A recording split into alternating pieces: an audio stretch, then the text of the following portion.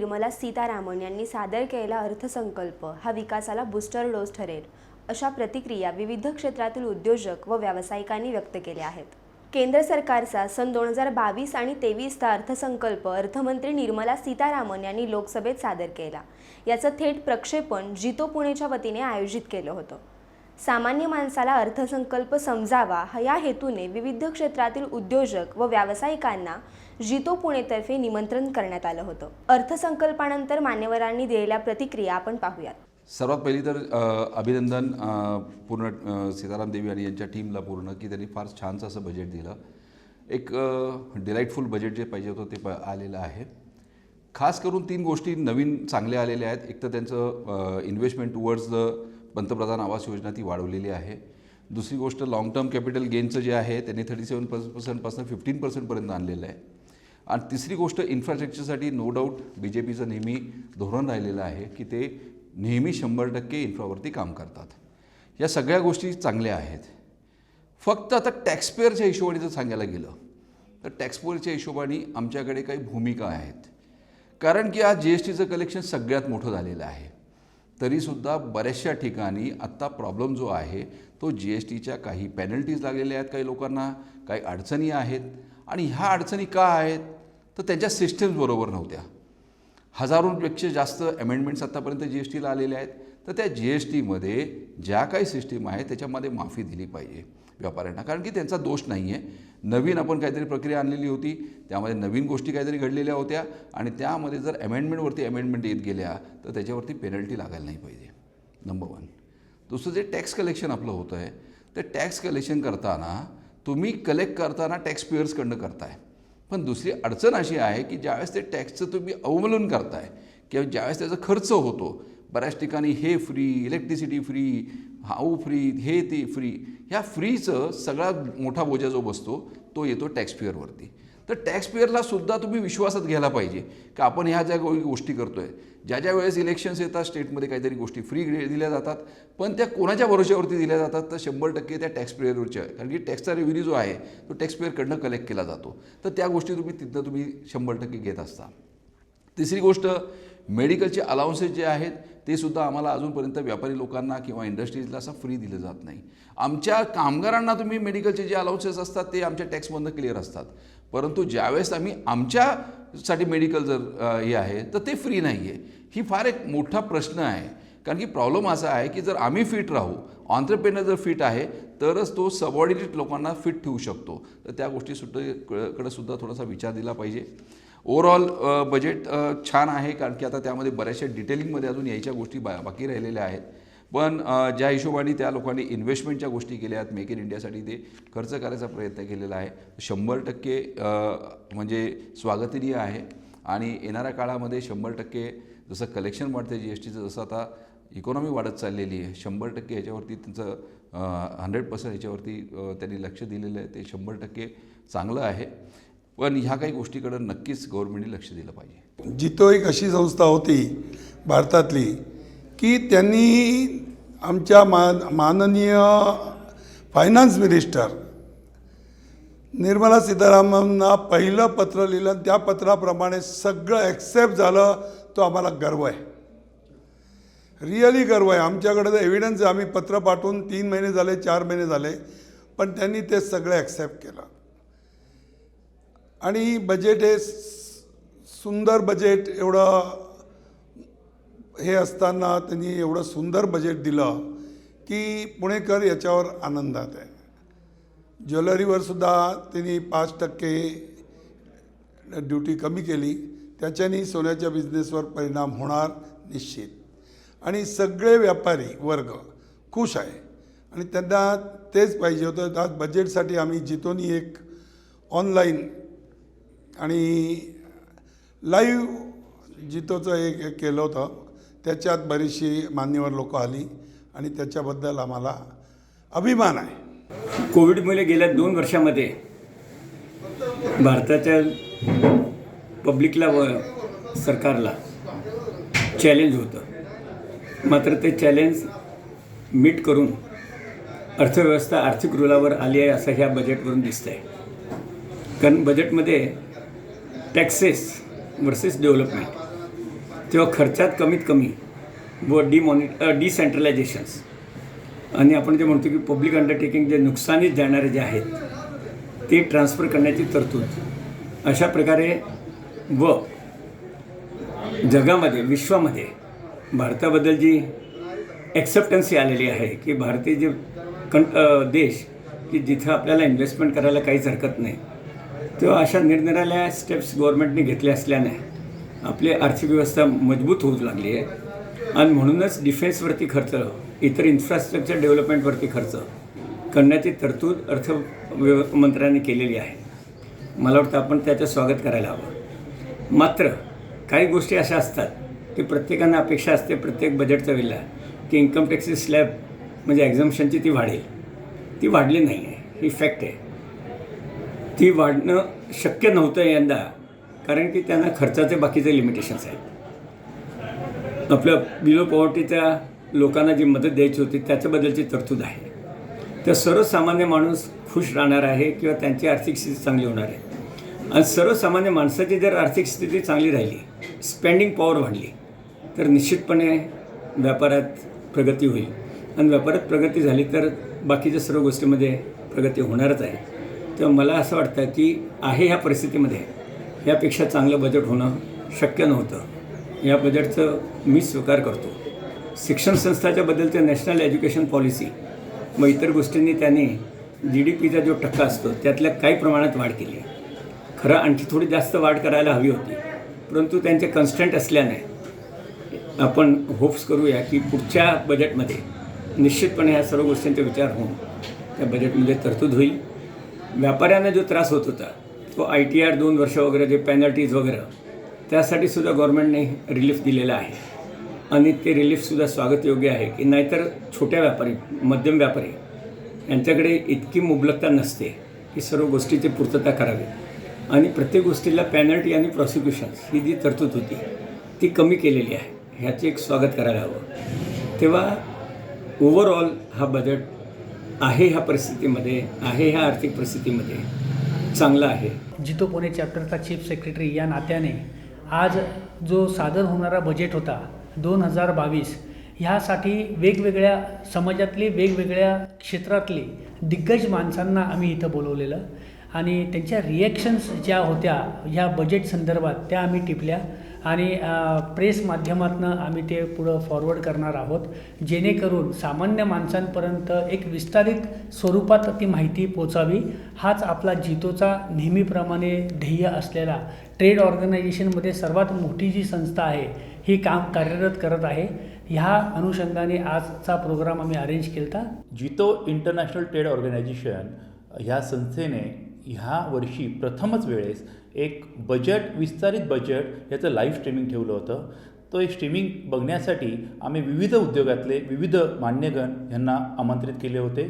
तसेच जितोच्या बोर्ड मेंबरकरता हा एक उपक्रम आम्ही आज राबवला. आज याचं पहिलंच वर्ष होतं. याचा हेतू एकच होता की जनसामान्यापर्यंत, पूर्ण कम्युनिटीपर्यंत आणि जनतेपर्यंत विस्तारित स्वरूपामध्ये अर्थसंकल्प जे निर्मला सीतारामननी आज दिलेला आहे त्याचे काय फायदे आहेत, काय तोटे आहेत, काय त्यांचं प्रोजेक्शन आहे याची माहिती सगळ्यांना पोचवावी, हे त्याच्यामागे उद्देश होता. आजचं बजेट जर तसं पाहायला गेलं तर हे फारच पॉझिटिव्ह वेनी त्यांनी सादर केलं. फार मोठी आणि लांबची अशी व्हिजन ठेवून त्यांनी हे केलं होतं. 25 वर्षाचं जे बजेट आहे, 25 वर्षाची जी व्हिजन आहे त्यांनी ह्या अर्थसंकल्पातून त्यांनी ती सादर केली. जशी हाऊसिंग लोनवर त्यांनी, हाऊसिंग सेक्टरवर त्यांनी जास्त रूपरेषा त्यांची आखली.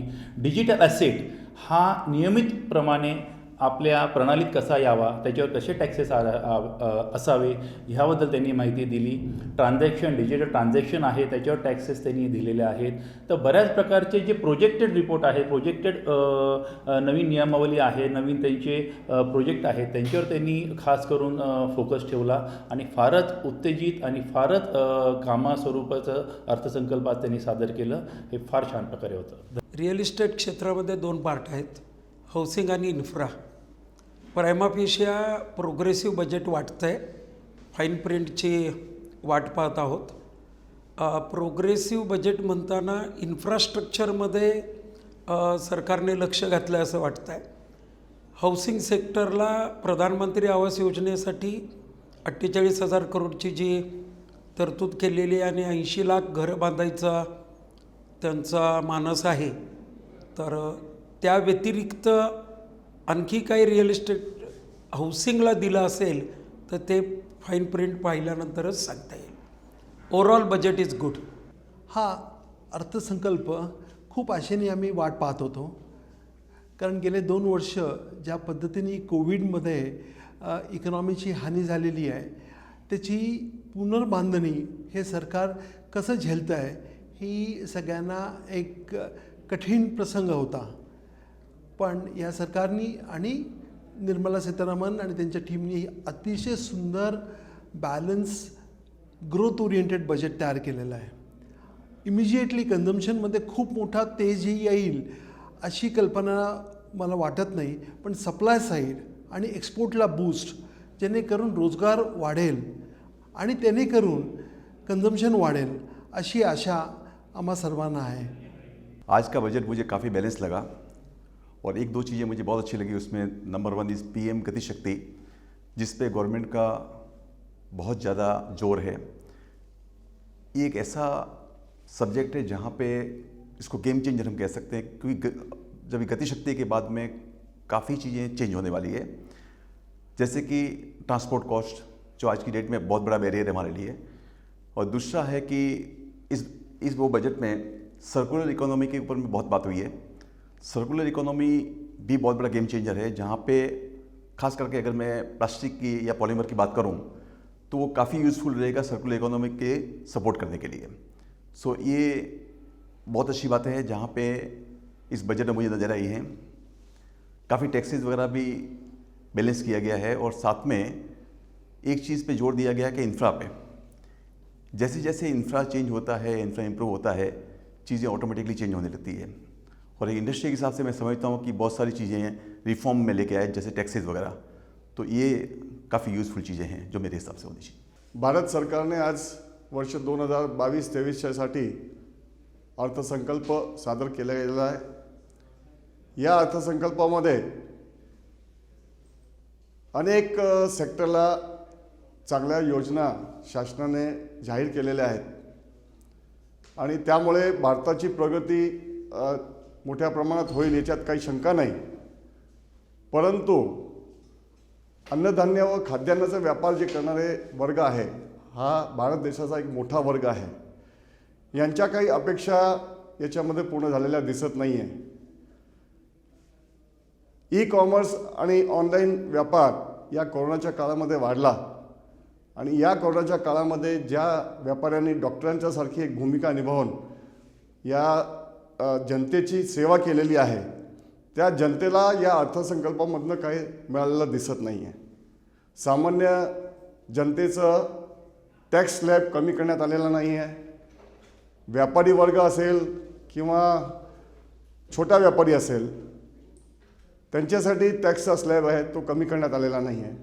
या उलट कॉर्पोरेट सेक्टरला टॅक्सचा स्लॅब कमी करून त्यांना वाढवण्याचं शासनाने धोरण स्वीकारलेलं आहे. भारतामध्ये 8 कोटी छोटे व्यापारी आहेत आणि त्यांच्यावर निर्भर असणारे 20 कोटी लोक आहेत. म्हणजे एकंदर पूर्ण भारताच्या जनसंख्येचे 20% असणाऱ्या लोकांच्यासाठी शासनाने विचार करण्याची आवश्यकता होती. ती काही झालेली दिसत नाही आहे. परंतु एकंदर जर पाहिलं तर भारत पूर्ण जगामध्ये वेगाने पुढे येईल असा अर्थसंकल्प मांडला गेलेला आहे.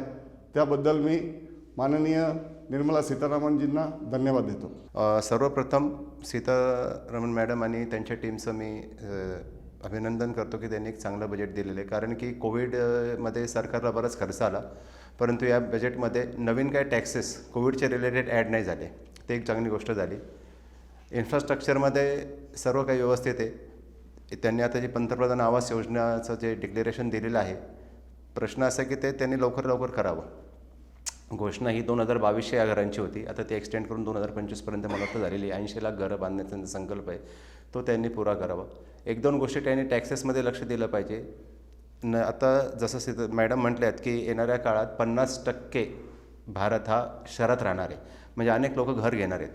तर प्रथम घर घेणाऱ्याला एक विशिष्ट जर प्राधान्य दिलं गेलं तर रिअल इस्टेट सेक्टरला एक त्याच्याने बूस्ट मिळेल. आणि सर्वात सिमेंट आणि स्टीलच्या किमतीवर सरकारी नियंत्रण काहीतरी आणलं गेलं पाहिजे. कारण की होतं आहे काय, आज आपण जेव्हा बुकिंग घेतो तेव्हा एक कन्स्ट्रक्शनची कॉस्ट असते आणि विदिन अ पिरियड ती कॉस्ट एवढी वाढलेली आत्ता या सिमेंट आणि स्टीलच्या रेटमुळं की त्याच्यामुळं सगळ्या गोष्टी करता करता आता रिअल इस्टेटला जरा त्रास होतो आहे. तर सरकार याकडे लक्ष देईल असं वाटतं आहे. मेडिकल फील्डमध्ये आम्ही रक्तदानसाठी फार मोठं काम करतो गेल्या 15 वर्षात. मला असं वाटतं आहे की ब्लड बॅग्स ज्या आहेत त्याची किंमत आज 700-800 रुपयाच्या पलीकडे आहे, जी सामान्य माणसाच्या कुवतीच्या बाहेर आहे. सरकारने असं काहीतरी केलं पाहिजे धोरण की त्या बॅग्स जे एक BPL काय ज्याला आपण म्हणतो की लोअर इन्कम सेक्टरचा जो ग्रुप आहे त्याला ते जवळजवळ अनुदान देऊन त्यांना ते फ्री केलं पाहिजे. अतिशय उत्कृष्ट बजेट सादर केलेलं आहे. देशाची डेव्हलपमेंटचं माइंड डोक्यात ठेवलेलं आहेत. खूपशा विषयात विरोधाभास होता ते पण क्लिअर करायचे प्रयत्न केले. जसे सरचार्जचे विषय होते ते क्लिअर. रिअल इस्टेटला एक चांगला बूस्ट दिला आहे की 48,000 कोटी रुपये इकॉनॉमिक म्हणजे प्रधानमंत्री आवास योजनेत दिले आणि 80,000 घरं बांधण्याची संकल्पना दिलेली आहे. पण अजून एकच फक्त थोडंसं वंचित राहतं आहे रिअल इस्टेटला अजूनपर्यंत इंडस्ट्रीचं रेकग्निशन नाही दिलं आहे. इंडस्ट्रीचं रेकग्निशन न दिल्यामुळे रिअल इस्टेटची बूम आज सर्वात जास्त जशा इंडस्ट्र्या लोकांना रोजगार देतात तसं रिअल इस्टेट एक चांगला रोजगार देतात. आणि आपल्या देशात प्रधानमंत्र्यांची इच्छा आहे की प्रत्येकाला घर मिळायला पाहिजे. तर जर इंडस्ट्रीचं स्टेटस दिलं तर रिअल इस्टेट आणखीन खूप छानपणे डेव्हलप होऊ शकेल. या बजेटमध्ये जितोतर्फे जे फिनान्स मिनिस्टरना आणि ऑनरेबल प्राईम मिनिस्टरना जे आपण रिप्रेझेंटेशन दिलं होतं त्यामधली सगळ्यात महत्त्वाचे रिप्रेझेंटेशन हे टॅक्सेशन ऑफ क्रिप्टोकरन्सीबद्दल होतं. आणि ज्या ज्या सूचना आपण क्रिप्टोकरन्सीच्या टॅक्सेशनच्या बाबतीमध्ये जितोतर्फे दिल्या होत्या त्या सगळ्या सूचनांचा अंतर्भाव या बजेटमध्ये टॅक्सेशनमध्ये ऑनरेबल फिनान्स मिनिस्टर सीतारामनजी मॅडमनी केले आहेत. तसंच इन्कम टॅक्सच्या लाँग टर्म कॅपिटल गेनमधला सरचार्ज हा सुद्धा 15% रिस्ट्रिक्ट केल्यामुळे बऱ्याचशा लोकांना त्याचा मोठा फायदा होणार आणि आपलं शेअर मार्केटसुद्धा त्याचा व्यवस्थित पॉझिटिव्ह रिस्पॉन्स देईल आणि लिक्विडिटी विषय होईल. बाकीच्या ज्या काही प्रोव्हिजन असतील GSTचं ते कलेक्शनच्या बाबतीत जे बोलल्यात त्या GSTचं कलेक्शन ह्या त्यांच्या अँटी इव्हेजनरी मेजर्स आणि फेक बिल्स तसंच इकॉनॉमीच्या डेव्हलपमेंटमुळे झाल्या आहेत तिथे. त्याचप्रमाणे त्यांनी जे रेटमध्ये मागच्या 2-3 महिन्यामध्ये ज्या सुसूत्रता आणायचा प्रयत्न केला त्यामुळे पण झाल्या तिथे. तर या संबंध अर्थ मला असं वाटतं तिथे जर आपण परत एकदा कौटिल्याचं जे अर्थशास्त्र आहे की तुम्ही टॅक्स कसा लावावा की ज्या योग्य की जशी मधमाशी फुलातनं मध काढते त्या पद्धतीचं टॅक्स रचना आली तर नक्कीच भारताला परत सुवर्ण काळ येण्याचा पुरेपूर उपयोग होईल आणि तो आपल्याला सुवर्णकाळ आपल्या जन्मीच बघायला मिळेल. आजचं बजेट जे आहे ते फार अत्यंत चांगलं बजेट आहे. लाँग टर्म बजेट आहे. ह्याच्यामध्ये ज्या फायनान्स मिनिस्टरनी ज्या अनाऊन्समेंट केल्या त्याचा लाँग टर्म इम्पॅक्ट फार मोठा होणार आहे. एक ठळक बाब म्हणजे त्यांनी MSP द्वारा जे शेतकऱ्यांकडनं धान्य विकत घेतात त्याच्यासाठी त्यांनी भरघोस तरतूद केलेली आहे. अंदाजे 3.5 लाख कोटी रुपये त्यांनी त्याची तरतूद केलेली आहे जे MSP द्वारा शेतकऱ्यांना ते पैसे देतील आणि तेवढा माल विकत घेतील. ही एक मला फार मोठी आणि चांगली तरतूद वाटते. त्याच्याशिवाय इंडस्ट्रीसाठी त्यांनी बऱ्याचशा गोष्टी डिक्लेअर केलेल्या आहेत. काही इम्पोर्टमध्ये रिलॅक्सेशन दिलेले आणि काही त्यांनी इथल्या डोमेस्टिक मॅन्युफॅक्चरिंग कन्सर्नला त्यांनी त्यांचे चांगले दिवस यावे म्हणून त्यांनाही त्यांनी मदत केलेली आहे. अशा सगळ्या गोष्टींचं बजेट आहे. आता बजेटमधले डिटेल्स हे फाईन प्रिंटमध्येच कळतील आणि त्यानंतर आपल्याला त्याच्यावर जास्त प्रतिक्रिया देईल. बजेट आत्ता जे आहे प्रोग्रेसिव्ह आहे आणि बजेटकडनं खूप काही अपेक्षा नाही आहेत कारण गव्हर्नमेंटकडे रिसोर्सेस तसेच कमी आहेत. त्यामुळे रिसोर्स मोबिलायझेशन करता खूप काय आम्हाला त्यामुळे रिलीफ मिळेल असं वाटलं नव्हतं. फक्त एकच मोठी अपेक्षा आमची इंडस्ट्री ॲज सच आहे की फॉरेनच्या ज्या कंपनीज येतात त्यांना रेड कार्पेट दिलं तर त्यांना सगळे रिलीफ दिले जातात. त्यांना फटाफट परमिशन्स दिल्या जातात. 1 विंडो परमिशन दिल्या जातात. वेरॅज आम्ही 40-40 वर्ष काम करतो, टॅक्सेस भरतो, आमचे एम्प्लॉयमेंट तयार करतो आणि इंडियातल्या डोमेस्टिक जे इंडस्ट्रियलिस्ट आहेत त्यांना पिलर टू पोस्ट पळवलं जातं, त्यांना सपोर्ट दिला जात नाही, ब्युरोक्रेसी कुठल्याही प्रकारचा सपोर्ट देत नाही. तर हा मोठा एक फरक व्हायला पाहिजे, ही पहिली गोष्ट. आणि दुसरी गोष्ट, I think GST is a very successful attempt on the part of government की GST हा मोठा चांगला रेजिम झालेला आहे आणि आम्हाला सगळे टॅक्सेस भरायला आवडतं, आम्ही टॅक्स कंप्लायंट आहोत. इस्पेशली मला असं वाटतं बजेटमध्ये आपल्याकडे 2 गोष्टी एक्सप्लोअर करायला पाहिजे. इंडियाकडे फूड म्हणजे ॲग्रिकल्चर प्रोडक्ट हे भरपूर प्रमाणात अवेलेबल आहे, लेबर अवेलेबल आहे, skilled, semi skilled, unskilled, whatever. आणि त्याचबरोबर आपल्याकडे इलेक्ट्रॉनिक्समध्ये मोठ्या प्रमाणात एक्सपोर्ट वाढवायची एक ताकद आहे, कारण आपली लो कॉस्ट बेस आहे.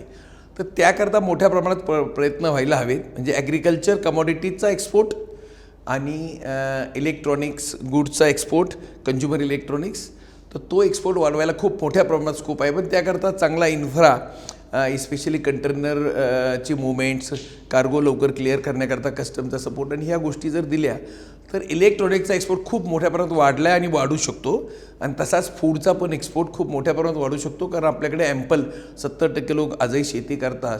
त्यामुळे या 2 गोष्टीवर थर्स देऊन आम्हाला कुठलेही रिलीफ नकोत, आम्हाला कुठलीही टॅक्स एक्झम्पशन्स नकोत, आम्हाला फक्त फास्ट सपोर्ट आणि government should be on their toes की सगळे ब्युरोक्रेसीनी सपोर्ट दिला पाहिजे आणि मग इंडस्ट्री वाढून आम्ही काहीतरी या देशात प्रगतीत हातभार लावू शकतो. हाल ही में पेश किए हुए बजट प्रपोजल्स में फाइनेंस मिनिस्टर को सुनते हुए डायरेक्ट टैक्स की दिशा में अगर देखा तो कोई मूलभूत ऐसा महत्वपूर्ण कोई चेंज हुआ नहीं है. और चेंज नहीं होना ये भी एक अहम इम्पॉर्टेंट बात है कि कोई चेंज नेगेटिव एडवर्स हुआ नहीं है, पॉजिटिव ना हुआ हो. तो भी एक चेंज जो शायद नेगेटिव जैसा लगता है वो एजुकेशन सेस के बारे में है, जहाँ पे उन्होंने कहा कि क्लैरिफाई किया है कि एजुकेशन सेस ये इनकम टैक्स ही माना जाएगा और जो एजुकेशन सेस को डिडक्शन मिलता था वो डिडक्शन नहीं मिलेगा. That I think will create again litigation for the years, जहाँ पर ऑलरेडी बीत चुके हैं, जहाँ पे क्लेम ले चुके हैं, रिफंड पा चुके हैं, वहाँ पे दोबारा इस विषय को लेकर लिटिगेशन शुरू हो सकता है. और जब हम कह रहे हैं कि लिटिगेशन से फ्री करना है, लिटिगेशन रहित करना है टैक्स पेयर्स को, उसमें ये वाला प्रपोजल जो क्लियरली उन्होंने दे देना चाहिए था कि ठीक है, हमको लगता है अभी से हम इसको टैक्स मानेंगे और डिडक्शन नहीं देंगे. बाकी टैक्स के प्रपोजल बढ़िया है, GST collections, direct tax collection, जो इकोनॉमिक सर्वे में आंकड़े आए हैं और आज जो जनवरी के आंकड़े GST के दिए 1,40,986 करोड़ के, उसको लेकर ये समझ सकते हैं कि कैपिटल एक्सपेंडिचर की दिशा में बहुत स्कोप रहेगा. और अगर कैपेक्स के लिए ये फिस्कल स्पेस मिलता है तो निरंतर ये इकोनॉमी को प्रोग्रेस के लिए, इकोनॉमिक ग्रोथ के लिए बहुत बड़ा काम करेगा. मैं समझता हूँ ये कुछ महत्वपूर्ण प्रपोजल थे.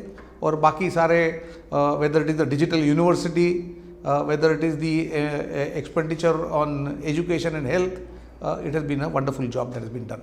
अर्थसंकल्प हेल्थकेअर इंडस्ट्रीसाठी चांगलाच अर्थसंकल्प होता.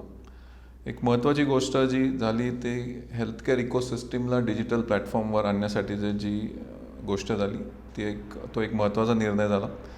कारण आज आपण बघतो की सामान्य नागरिकाची जी माहिती आहे ती हेल्थबद्दलची माहिती आहे ती एका प्लॅटफॉर्मवर आणणं ते फार महत्त्वाचं होतं की कुठल्या प्रकारचे त्याला आजार आहेत ते समजणं एक फार महत्त्वाचा निर्णय गव्हर्नमेंटने घेतला आहे, त्याला डिजिटल प्लॅटफॉर्मवर आणणं.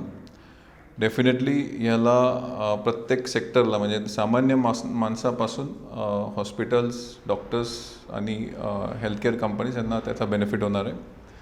दुसरा एक चांगला निर्णय जो घेण्यात आला तो रिसर्च डेव्हलपमेंटमध्ये गव्हर्नमेंटचं जे स्वतःहून कॉन्ट्रीब्युशन करण्याचा जो मानस दाखवला तो डेफिनेटली भारताला रिसर्च अँड डेव्हलपमेंटमध्ये की जे नवीन मॉलिक्युल्स जे यायचे आहेत ते सध्या भारतात येत नाही, ते बाहेर परदेशात जास्त जातात. तर डेफिनेटली जर आपल्या कंपन्यांना जर याचा सपोर्ट दिला गेला तर डेफिनेटली त्याचा बेनिफिट भारताला होईल आणि डेफिनेटली आपल्या देशात नवीन मॉलिक्युल्सचे संशोधन व्हायला चालना मिळेल. हा व्हिडिओ आपल्याला कसा वाटला या संदर्भात आपण व्हिडिओच्या खालील कमेंट बॉक्समध्ये आपलं मत जरूर नोंदवा. forthepeople.newsच्या यूट्यूब चॅनलला सबस्क्राईब करा आणि नवनवीन व्हिडिओ पाहण्यासाठी बेल आयकॉनवर क्लिक करा. forthepeople.newsच्या इंस्टाग्राम, फेसबुक पेज, ट्विटरला फॉलो व लाईक जरूर करा. धन्यवाद.